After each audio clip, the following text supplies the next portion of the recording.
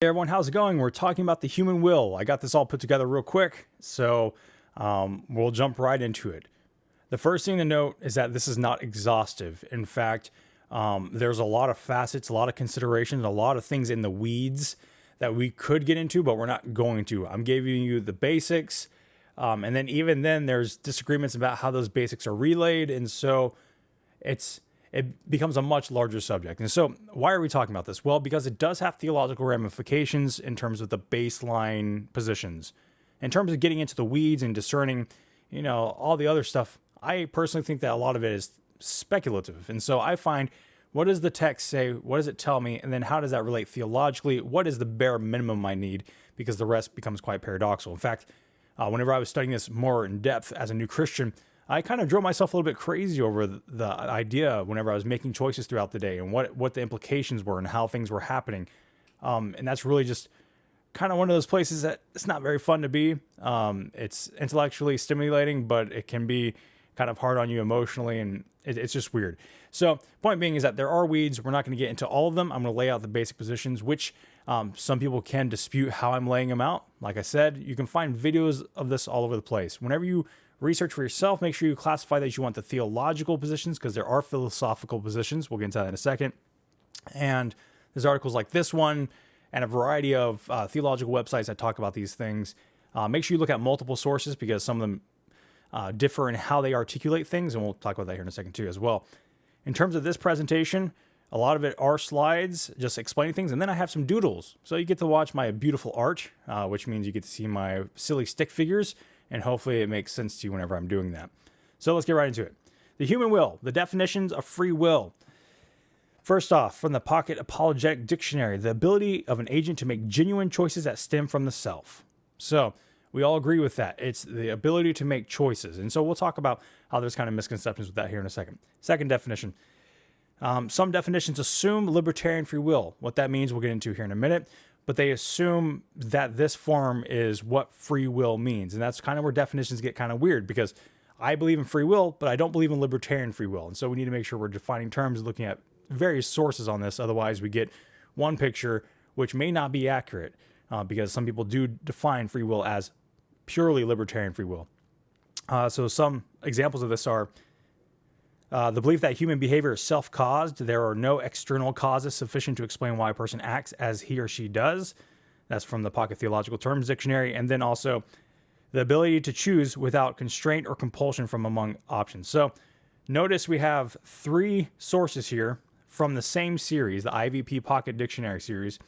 Two of them say that free will are libertarian free will, and this one is ambiguous enough, or broad enough rather, that it could fit into the general category that everyone agrees with. So, which is interesting, because the theological one, in its description, it does say there are different views, but it assumes a libertarian view. It references you to go look at the other ones. So, interesting thing to note about sources and looking at stuff like this is that, same series from IVP, yet they all take a little bit of a different approach. So, comparing definitions, especially philosophical, theological, things like that, things can differ. So, worth noting right out the gate about this topic is that the discussion is not limited to theology. There are various viewpoints in the secular world. You can find interesting discussions on YouTube. There's one channel on YouTube that's secular that I absolutely love. It's called Crash Course. They have Crash Course Philosophy, Crash Course History. It's from a secular point of view. Sometimes there's language because it's secular.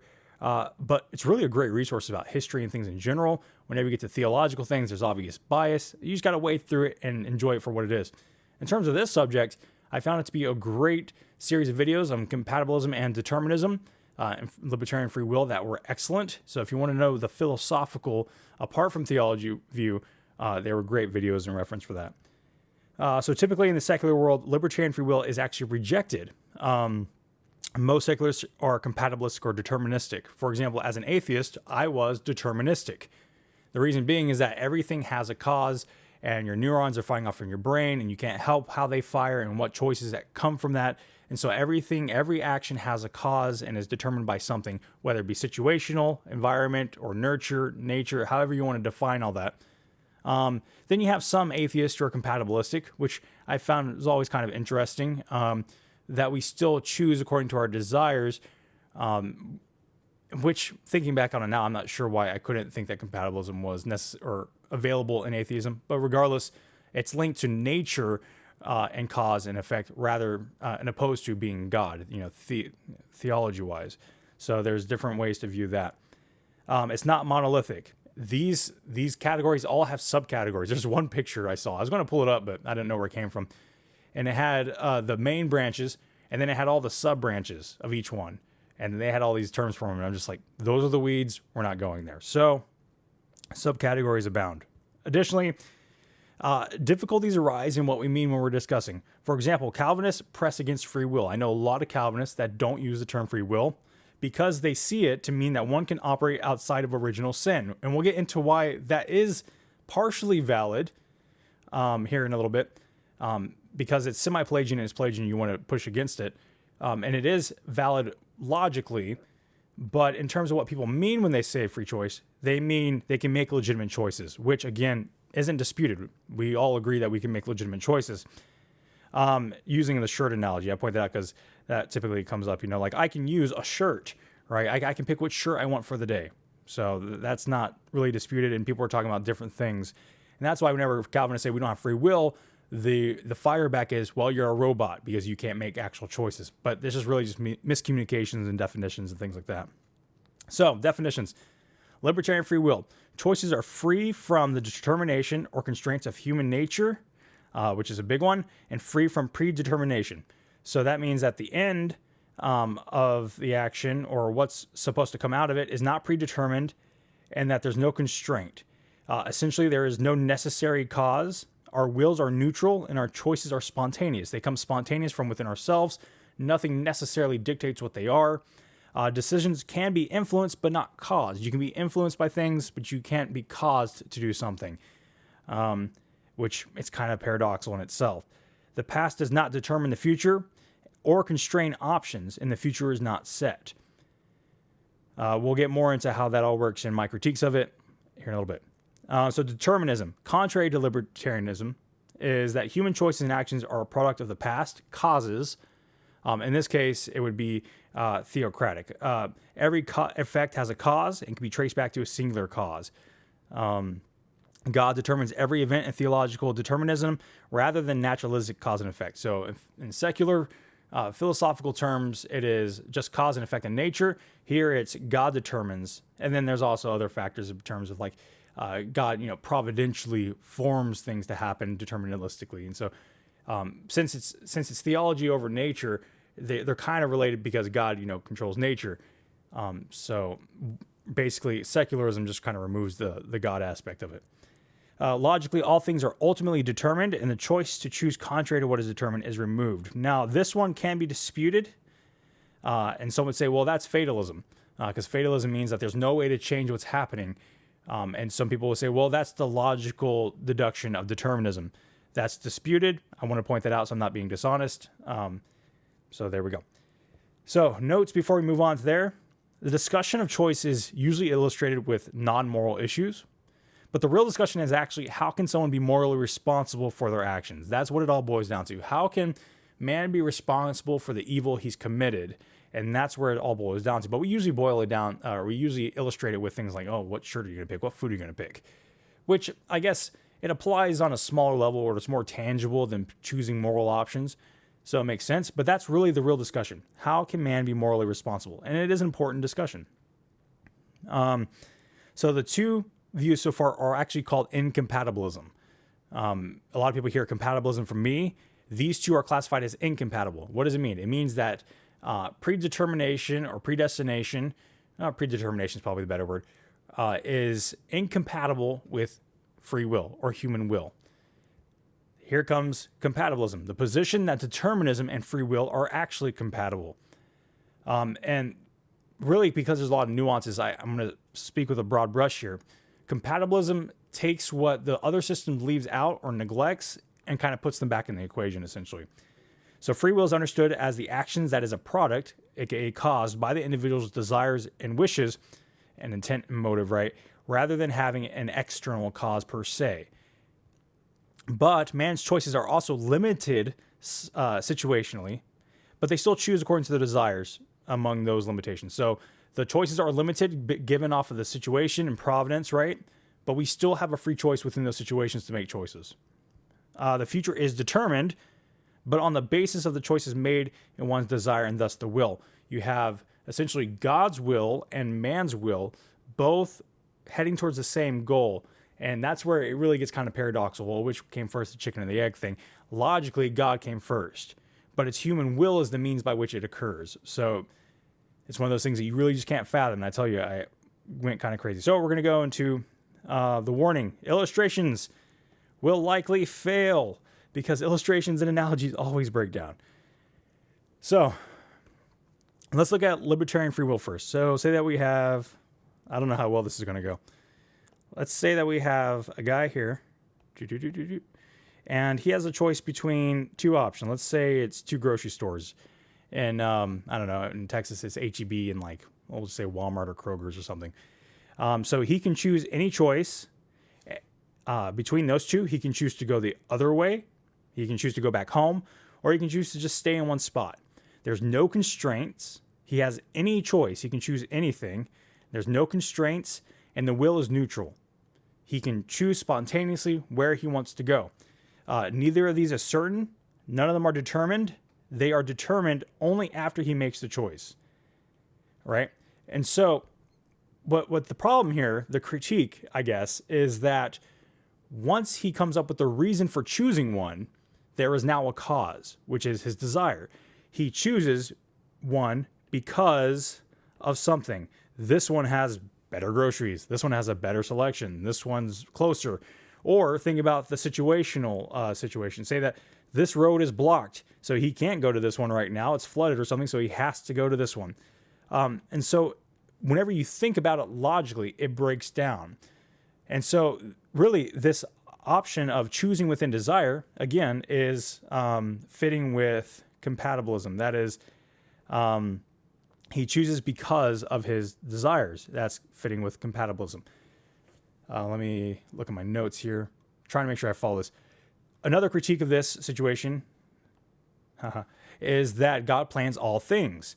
And so if we're talking about the ends, and they're only determined by the choices that are made, then you have basically God working with the choices that are made. And that kind of goes into open theism, which becomes a whole different mess. And that's where people say, logically, your position leads to open theism. But there's another issue that comes up with this topic. Let me back out. I don't have an eraser on this. I should have taken a different approach. Another issue with this is that man, I went too far, man here, in his natural state, as we know theologically, this is sin. Say that this is original sin. And you have the options between, we'll say, good and evil, right? His option here has to be evil, according to theology. So, initially, his will is limited, no matter what. So, libertarian free will, theologically, immediately since the fall, is kind of destroyed because his will is already limited. He doesn't have the ability to choose this without external aid. And so that idea that the will can move without external aid or cause or anything like that causes problems for this position. Now, you can agree that the ends aren't determined yet, but he's still confined to choosing between this option. And he can choose different evils, but he's still choosing one particular set of actions. He can't go beyond that, right? So let's kind of get out of there. And hopefully these illustrations are coherent. Hopefully they make sense. I was just trying to think about how I can do this. So thinking about, say, Arminianism. Now, you have the man who has the bad, these are horrible squares, and good. And say that he has grace. And so now he can kind of choose, because of grace, he can now choose between good and bad, or God or sin, rejecting grace or not. He can now choose between that, but it was only because of the external factor.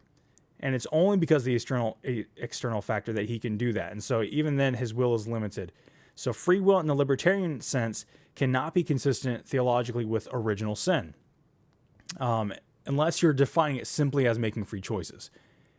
So So with determinism, it's a lot simpler. You have a cause, external causes, whether it be God or providence, however you want to get into the weeds of there. And then you have the final ends, which is determined. And he can only choose that, and his will is bound to whatever causes came before, right? The problem is if all actions are caused, then the moral responsibility falls on the thing causing it, which essentially, if God is determining all things, then moral responsibility falls on God, who's causing it. But not only that, but the idea that it can escape fatalism is difficult because no matter what, he's going to do what he's going to do, so the finality can't be escaped there. Hopefully that made sense. Kind of questioning my whole approach all of a sudden. So, libertarian free will doesn't account for the ends or the effects of the effects of the fall. And if it does, it's still not free. So, libertarian free will falls short. And then, of course, determinism, it removes the responsibility of man because man can't control what he's doing. And it's not necessarily, I've never heard a determinist talk about the will's involvement here in terms of man moving. And so that makes God the cause of sin. And some have held that. There's hyper-Calvinists that hold that. And Jonathan Edwards, he kind of went back and forth between first cause and second cause. Anyway, so compatibilism. Compatibilism, you have the external, or you have the background stuff right here that factor into, and they limit his choices. So his choices are limited based on the situation, and he has his two choices. And then say that there's another limitation here just for the fun of it. Say that his choices are limited to this one option. Well, no, that wouldn't work either. This gets kind of dicey. So he has these options here. He can choose one, and he factors in what he desires. The strongest desire is the one that's going to win out. He makes a choice from a desire. He desires to go to Walmart because it has this, this, and this. There are reasons for it. He can rationalize through it. His other options are limited because it's something maybe Kroger's can't be gone to because it's destroyed or went out of business or something. So he has limited options. He chooses according to his will, and that's it. That's really what it boils down to. You have God's sovereignty kind of setting it up and having his ends. And so that's where it differs too, is that you have the ends determined already, but they're affected. I don't want to say affected. They're affected by man's decision. So events are predetermined, but the choices come from man, his heart, and his desires. And so he's also culpable for his actions. So there's an intentionality behind man and God. And a great example, we see it all the time, is between Jonah, right? We have little Jonah over here. And then we have Nineveh. We'll make a little castle because why not? This is a horrible castle. This is why I'm not an artist. We have Nineveh, and then we'll put a whale up here, or fish. You know, you want to argue about that in the comments, you can. Here's a whale. There's, give him a smiley face. He's a very happy whale or fish. He just got some good lunch. Anyway, so in this situation, God tells him to do something, and he has the choice to do it or not to do it. He's called to make a choice, right? Well, he chooses to not do it. So he followed his desire to not do it, and he chose not to do it. That simple. Well, God limited his choice with the fish. There was really a limited choice. He limits the choice with his providence, this fish that swallows him, and in that, Jonah's desire is actually changed. He changes his desire because he'd rather not perish, and he said, all right, I'll do what you want me to do. And then, of course, the fish spits him up in Nineveh, and he does it. Some say, well, he didn't actually do what he desired because he didn't want to preach to Nineveh. This is true to some extent, but we have to realize that desires aren't that simplistic. He desired not to die more than he desired not to disobey God, right? So he chose to obey God, not because he necessarily desired to obey God, but because he desired not to die in the fish. So that's one of the situations there. So he was free to choose. The end was determined. He was going to preach at Nineveh. And did he desire it? Not directly, but still. And so we can kind of illustrate that a little bit better with if I have a pizza. If I have a pizza, say, because I like pizza a lot, and say that I have a salad, we were talking about kind of like the simplistic illustrations. This is a great example of that. Say that I really want a pizza, but I'm trying to eat healthy. My desire is for the pizza. So the question is, which desire is stronger, the desire for pizza or the desire to be healthy? Well, if I have a strong enough desire to be healthy, I'll choose what I don't seem to desire in favor for the thing that's actually more desirable. So it's kind of hidden where I desire the pizza, on the surface level, but my desire to be healthy is greater, so I'll eat the salad. So I'm still choosing according to my desires either way you look at it. I'm just choosing based off of considerations of different desires and weighing measurements. Kind of like whenever your wife asks you to take out the trash or, you go to work. You can either choose to stay home and not go to work because you just don't want to. You don't desire to go to work. Or you can choose to go to work because you desire to live and have a paycheck. You're going to choose to go to work because you desire to live and have a paycheck. That desire beats out the desire to not go to work. So with that, whenever it comes to, say, the man in his natural state, you have man, and we'll make him green and squiggly again for sin. And he has good and evil. And he has all the different options for different evils. In his natural state, man can only choose evil, as we talked about with libertarian free will, and of course theologically. But it's his desires. It matches his desires. And that's the problem. The unregenerate heart, the uncircumcised heart, only desires that which is contrary to God. And we need to lay out a ground there for the difference between moral good and spiritual good. As we know, you can do moral good deeds, be a moralist, and not be doing it correctly. It has to be out of love for God and love for your neighbor. There's motivation that's involved, right? So at the end of the day, he's still doing the evil actions, and it's out of his desire, so he can be punished for those actions because he desires it. Kind of like the idea of as soon as you look at a woman with lust, you committed adultery in your heart, right? So there's the desires and intentions that are looked at. So then whenever we're talking about good and evil, and we're talking about he's got the sin nature, but then say that he's regenerate, well, now he's actually free to choose. And this is where things get complicated with classical Arminianism and Calvinism. Is he free to to choose both, or can he only choose one? Well, God changes our desires, and God desires us to choose him, and therefore we conform to that and we choose that. So we kind of talk about this with, actually we can illustrate this in our daily life. We can choose spiritual good now. Man, why does it keep doing that? Spiritual good and the flesh now. And we're told as we're sanctified, we're going to be more conformed and given the will of Christ and walk in the Spirit and grow in that.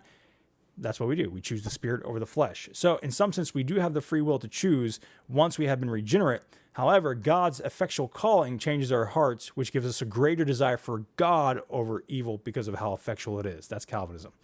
It doesn't bring you kicking and screaming. It changes your heart and your disposition. And you can actually see this idea of sinning like that in James, where he talks about, sin comes from desire, and whenever desire gives birth, it gives birth to sin. So in this case, he can choose. He chooses what's desired, and God changes our desires, but we still freely choose according to our desires. I think that's what I have for the illustrations, which y'all are probably like, good, that was horrible. So what is the evidence for the compatibilistic position? Well, let's look at what's been said. Man's will is already limited by sin. So I think immediately, I'm not sure how you can get around with this without going into heresy. Man's limited by sin. Man is affected by the fall, and he can only choose that which is evil. Thereby, his options are already limited. He can't choose contrary to that. So that's important. Is he free? Yes, he's free to choose, but only within the confines of his will, which, again, would be compatible with compatibilism. Man's choice to repent and believe, even in classical Arminianism, is caused by something external. It's caused by grace. It's caused by grace. Man's choices are often, they would argue against that. They wouldn't say that it's caused by grace. I would argue that it is still. He can, in their position, man still freely chooses, which we agree with, but we choose that God gives us the desire that goes over and against the desire to choose not God. That's a weird way to phrase it, but man's choices are often limited to situationally regardless. Whenever you're in a situation where my car broke down, I have options. I have to choose between those options. I can either walk home, I can try to call someone, or I can try to fix it myself. You don't have other options. You can't just fly away. You can't do things outside those options. You're limited naturally in your will. So the external factors, the causes around you, what happens, do affect your choices. If something lands on your toe, that's a cause, and it will lead you to decide which actions you take. you can't be neutral in your will. We always have emotions and thought process and desires and wishes and stuff like that are working. Man's choices are made from the desire, and the will cannot be objectively neutral because there needs to be motive to move the will. Without motive, there's no culpability. And so even if you have a neutral will, if it's just spontaneous, without any type of motive, without any type of desire, then technically in libertarian free will, there can't be responsibility for sin either. Man is also morally responsible for his action and desires. We all have to affirm that, otherwise we end up in a pickle, and that kind of eliminates determinism because we can't take away from the reality that it is man that desires and does these things.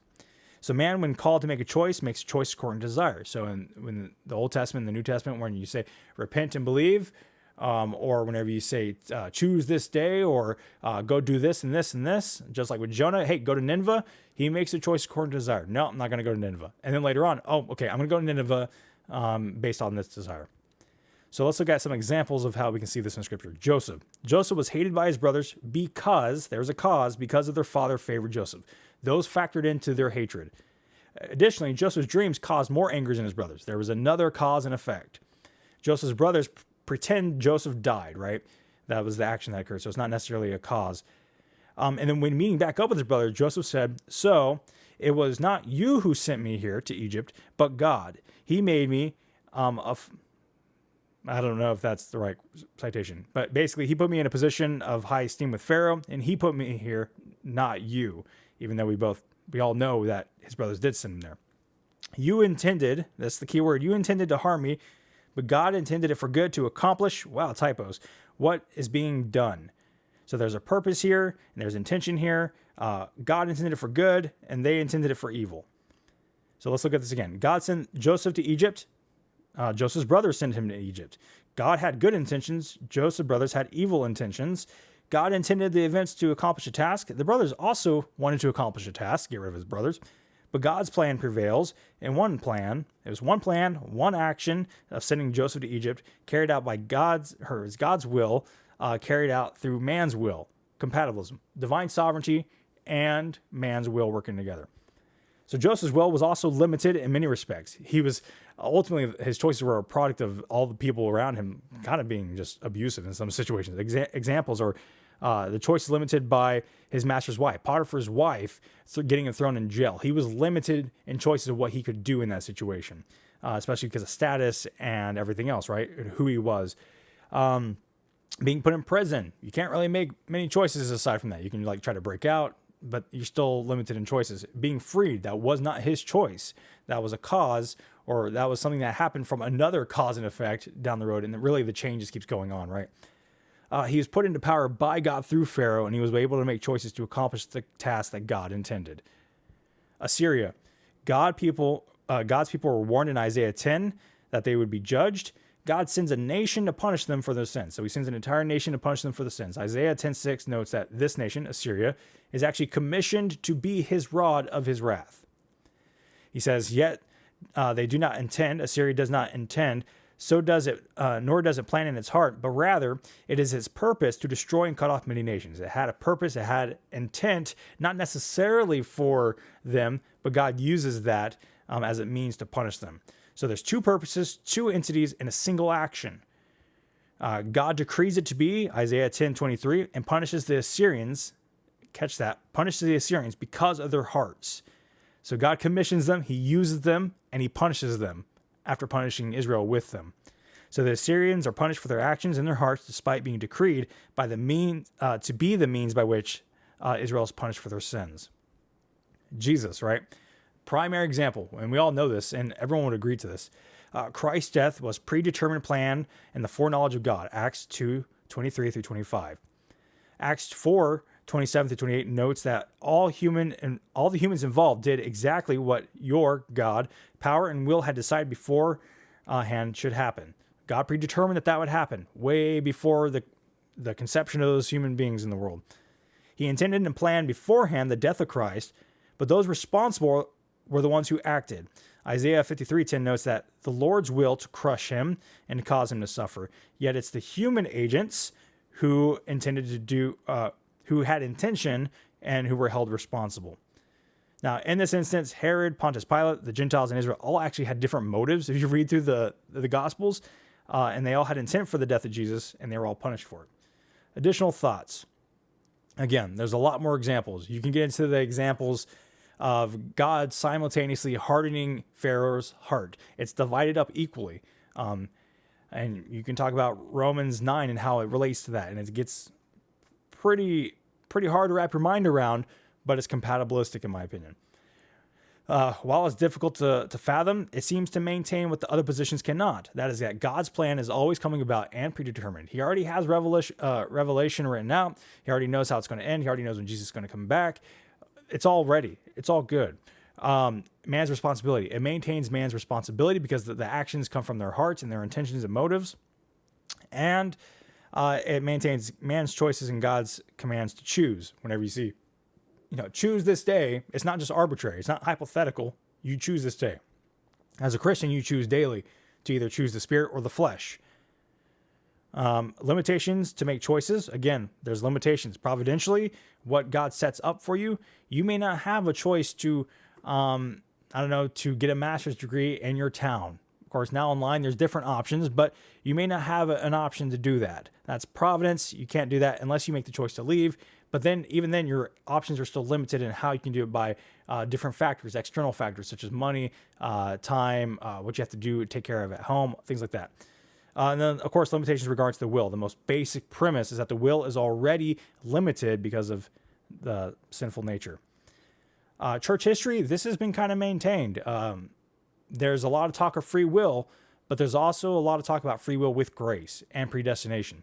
So it seems to be a tension that's been around for a long time, and it's kind of hard to determine what exactly they meant by free will. The discussion gets convoluted a lot of times. But anyway, let's look at some of them. John Cassian, for the Holy Scripture supports the freedom of the will, but also teaches us its weakness by praying and saying, incline my heart.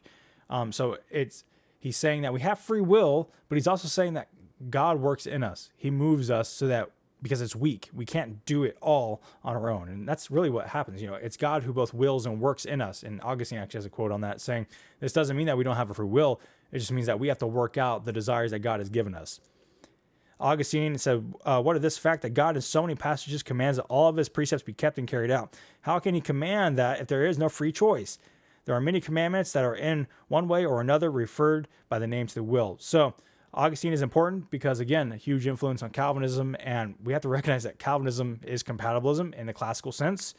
And Augustine maintained that because we obviously see commandments to choose and make choices, there has to be a movement of the human will.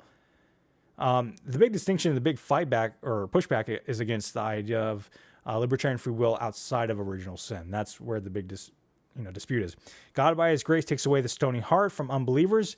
That also, if you think about that concept of regenerating or effectual calling, doing anything that affects you against your will is, detrimental to libertarian free will. As soon as you say that God worked prevenient grace, effectual calling, or regeneration on your heart without your consent or will, that's breaking your libertarian free will. So we kind of need to recognize that as well.